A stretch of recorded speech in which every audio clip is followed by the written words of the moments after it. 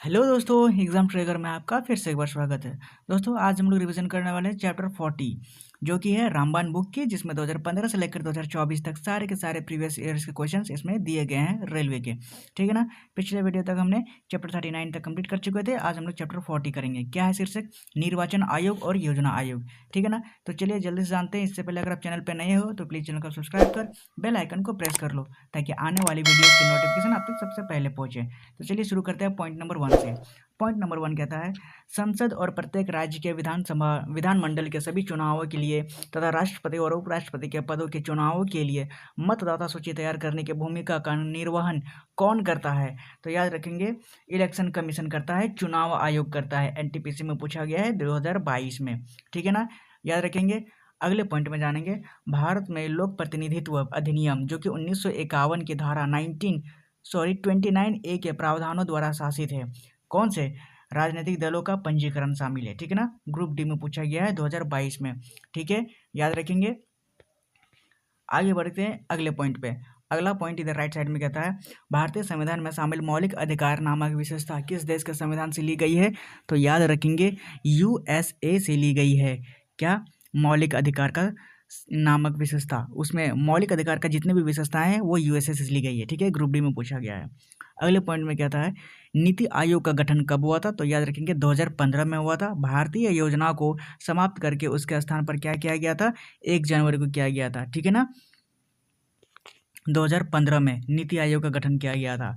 क्या? योजना आयोग को बदलकर। ठीक है ना, याद रखेंगे, योजना आयोग को बदलकर 2015 में नीति आयोग का गठन कर दिया 1 जनवरी 2015 को। ठीक है ना, आगे बढ़ते हैं। भारत की केंद्र सरकार द्वारा भारतीय योजना आयोग को कब भंग किया गया था? याद रखेंगे 2014 को ही भंग कर दिया गया था। एनटीपीसी में पूछा गया है। अगले पॉइंट में कहता है, किसकी स्थापना भारत के योजना आयोग के विकल्प के रूप में की गई थी? तो याद रखेंगे, अभी कुछ देर पहले डिस्कस की थी, नीति आयोग की स्थापना की गई थी योजना आयोग के जगह। ठीक है ना, एनटीपीसी में पूछा गया है 1 जनवरी 2015 को। आगे जानेंगे, प्रीवियस ईयर के कुछ क्वेश्चन हैं जो कि एमसीक्यूज में है, जो हमें जानने हैं कि प्रीवियस ईयर में क्या क्या पूछे गए हैं। क्वेश्चन नंबर 1 कहता है, नीति आयोग के बारे में निम्नलिखित में से कौन सा कथन गलत है? तो याद रखेंगे, ऑप्शन नंबर सी, ये 2016 में नहीं 2015 में की गई थी। ठीक है ना, याद रखेंगे 2016 में नहीं 2015 में की गई थी। तो ये गलत हो जाएगा हमारे लिए, यही हमारा राइट ऑप्शन होगा। आगे बढ़ते हैं अगले क्वेश्चंस पे। क्वेश्चन नंबर 2, निम्नलिखित में से कौन सा अतिरिक्त संवैधानिक निकाय है? तो याद रखेंगे, नीति आयोग जो है हमारा संवैधानिक निकाय है, ग्रुप डी और जेई में पूछा गया, sorry. Point number 3, question number 3 में कहता है, निम्नलिखित में से कौन सा एक राजनीतिक अधिकार है? तो याद रखेंगे, राजनीतिक अधिकार इनमें से हमारा क्या है? मतदान का अधिकार होता है चुनाव आयोग द्वारा। ठीक है, निम्नलिखित में से कौन सा एक राजनीतिक अधिकार है? तो इलेक्शन कमीशन द्वारा मतदान का अधिकार होता है। ठीक है ना, क्वेश्चन नंबर 3 का right answer option number A है। ओके, आगे बढ़ते हैं अगले क्वेश्चन नंबर पे। क्वेश्चन नंबर 4, क्वेश्चन नंबर 4 कहता है, निम्नलिखित में से कौन सी चुनाव की आनुपातिक प्रतिनिधि पद्धति की विशेषता नहीं है? तो याद रखेंगे, मतदाता उम्मीदवार को वोट देते हैं। ठीक है, मतदाता उम्मीदवार को वोट देते हैं, यह विशेषता नहीं है चुनाव की आनुपातिक प्रतिनिधि पद्धति की। ठीक है, अगले क्वेश्चन पे जाते हैं। क्वेश्चन नंबर 5, क्वेश्चन नंबर 5 कहता है, भारतीय निर्वाचन आयोग निम्नलिखित में से किसकी चुनाव प्रक्रिया के प्रशासन के लिए जिम्मेदार नहीं है? तो याद रखेंगे, पंचायत चुनाव के लिए जिम्मेदार नहीं होती है निर्वाचन आयोग। ओके, आगे बढ़ते हैं, क्विक एग्जाम रिमाइंडर करेंगे, जो कि कुछ पॉइंट्स हैं हमें याद रखने हैं चुनाव से रिलेटेड। निर्वाचन आयोग क्या होता है? तो भारत का निर्वाचन आयोग, जो कि इलेक्शन कमीशन ऑफ इंडिया होता है, एक स्वतंत्र और स्वायत्त संस्था है जो भारत में चुनावों के संचालन और निगरानी को कार्य करती है। यह भारत में लोकतांत्रिक प्रक्रियाओं के महत्वपूर्ण पहलुओं में से एक है। ठीक है, और इसकी स्थापना कब हुई थी? तो याद रखेंगे, निर्वाचन आयोग की स्थापना हुई थी 25 जनवरी 1950 को। ठीक है ना, डेट इंपॉर्टेंट है, हमारे लिए इंपॉर्टेंट बन जाता है। आगे, इस दिन को राष्ट्रीय मतदाता दिवस के रूप में मनाया जाता है, ये भी इंपॉर्टेंट है। 25 जनवरी को राष्ट्रीय मतदाता दिवस के रूप में मनाया जाता है। संवैधानिक प्रावधान क्या है इसके? तो भारतीय संविधान के आर्टिकल 324 और आर्टिकल 329 में निर्वाचन आयोग के कार्य, शक्तियाँ और जिम्मेदारियां का वर्णन दिया गया है। कौन सा आर्टिकल में? आर्टिकल 324 और आर्टिकल 329 में। ठीक है ना, आगे जानेंगे संरचना के बारे में। प्रारंभ में निर्वाचन आयोग एकल सदस्य थी और जिसमें केवल एक मुख्य निर्वाचन आयुक्त होता था। आगे बढ़ते हैं अगले पॉइंट पे। अगला पॉइंट कहता है 1993 से यह बहुसदस्यीय बना और अब इसमें एक मुख्य निर्वाचन आयुक्त और 2 निर्वाचन आयुक्त होते हैं। इसके कार्य और जिम्मेदारियां क्या हैं? किसकी? निर्वाचन आयोग की। लोकसभा, राज्यसभा और राज्य विधानसभाओं के चुनावों का संचालन और पर्यवेक्षण करता है। राष्ट्रपति और उपराष्ट्रपति के चुनावों का संचालन भी करता है। स्वतंत्र और निष्पक्ष चुनाव सुनिश्चित करने के लिए आवश्यक नियमों और कोड का निर्माण करता है और राजनीतिक दलों को मान्यता देना और उनके चुनाव चिन्ह का आवंटन करना होता है। मतदाता सूची का अद्यतन और निर्वाचन क्षेत्रों का पुनर्निर्धारण करता है। ठीक है ना, याद रखेंगे। निर्वाचन आयोग का स्वतंत्रता और स्वायत्तता क्या क्या है ये देख लीजिए।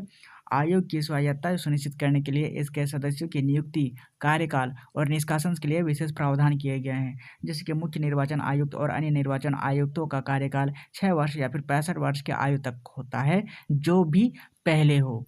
ठीक है, या तो 6 साल पूरा हो जाना चाहिए या फिर 65 वर्ष पूरा हो जाना चाहिए। इंपॉर्टेंट पॉइंट इसमें क्या क्या है? पहला आम चुनाव। भारत में जो पहला आम चुनाव हुआ था वो कब हुआ था? 1951 और 52 में आयोजित किया गया था। इंपॉर्टेंट क्वेश्चन से याद रखेंगे, पूछा गया है बार बार। आगे क्वेश्चन नंबर 2 में कहता है ईवीएम क्या है? इलेक्ट्रॉनिक वोटिंग मशीन होता है। निर्वाचन आयोग ने 1982 में पहली बार केरल के परूर विधानसभा क्षेत्र में ईवीएम का प्रयोग किया था।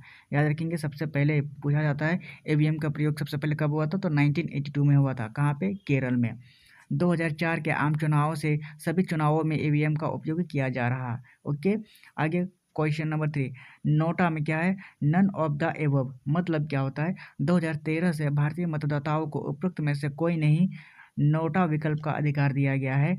अगर आपको कोई उम्मीदवार पसंद नहीं है तो आप नोटा में वोट कर सकते हो। ठीक है। संपत्ति की घोषणा। उम्मीदवारों को अपनी संपत्ति, देनदारियों, आपराधिक पृष्ठभूमि और शैक्षणिक योग्यता की घोषणा करना अनिवार्य है। आगे सी विजिल क्या है? तो ये देखिए, यह एक मोबाइल ऐप है जिसे निर्वाचन आयोग ने चुनाव प्रक्रिया में पारदर्शिता बढ़ाने और आदर्श आचार संहिता के उल्लंघन की रिपोर्टिंग करने के लिए विकसित किया है। उल्लेखनीय निर्वाचन आयुक्त क्या क्या है? तो याद रखेंगे, सुकुमार सेन जो है वो भारत के पहले मुख्य निर्वाचन आयुक्त बने थे, सुकुमार सेन। ठीक है ना, पूछा जाता है। आगे है TN सेशन। ये कौन है? तो उन्होंने निर्वाचन आयोग की स्वतंत्रता और निष्पक्षता को सुदृढ़ किया और चुनाव सुधार की दिशा में महत्वपूर्ण कदम उठाए थे। TN session. ठीक है, अब जानेंगे योजना आयोग के बारे में। योजना आयोग क्या थे? तो याद रखेंगे, योजना आयोग जो प्लानिंग कमीशन होता है, भारत में आर्थिक और निर्धारण और संसाधनों के वितरण के लिए एक प्रमुख संस्था थी और यह 1950 से लेकर 2014 तक कार्यरत रहा और इसे बाद में नीति आयोग जो कि 2015 में स्थापित कर दिया गया था। ठीक है ना, बदल कर। इसकी स्थापना के बारे में जानेंगे। तो योजना आयोग की स्थापना हुई थी 15 मार्च 1950 को और भारत के प्रधानमंत्री जवाहरलाल नेहरू द्वारा की गई थी। ठीक है, याद रखेंगे, डेट भी इंपॉर्टेंट है और किसने किया था। इसका उद्देश्य राष्ट्रीय स्तर पर आर्थिक और सामाजिक नीति का निर्माण करना था।